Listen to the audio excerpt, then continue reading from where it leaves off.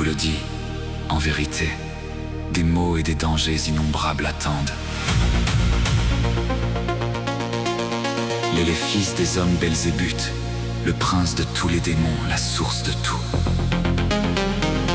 Mal demeure en attente dans le corps de tous les enfants des hommes.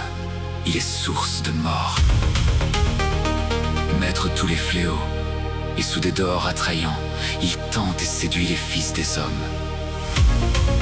Il leur promet richesse et pouvoir, des magnifiques palais, des habits d'or et d'argent, une multitude de serviteurs et toutes choses. Il promet encore.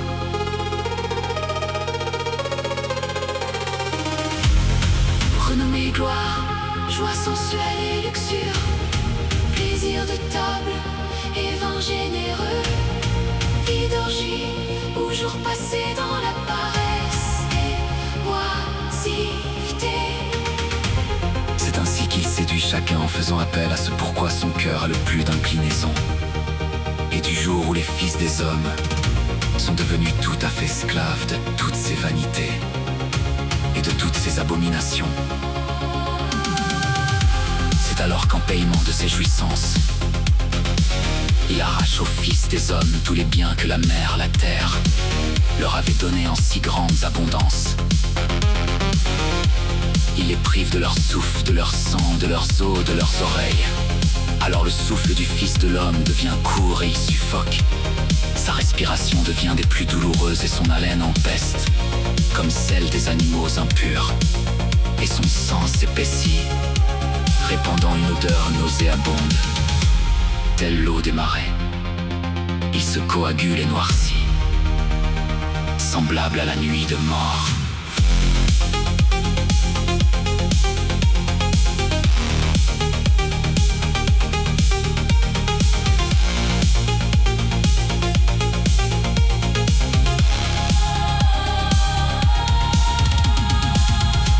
Se déforment, deviennent cassants et couverts de nodosité.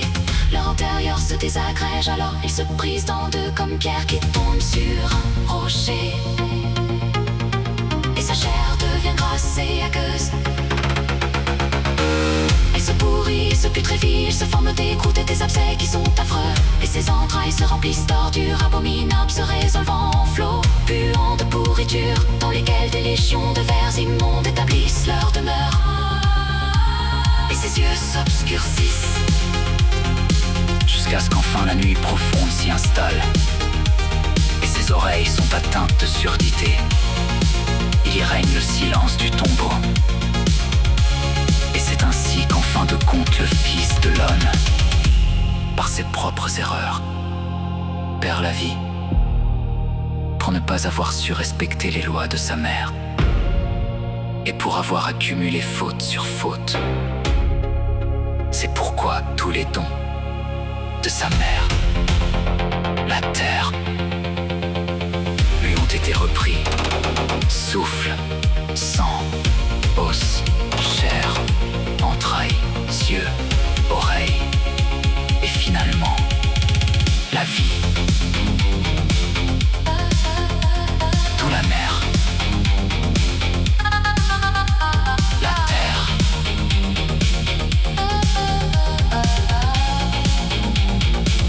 avait gratifié son corps.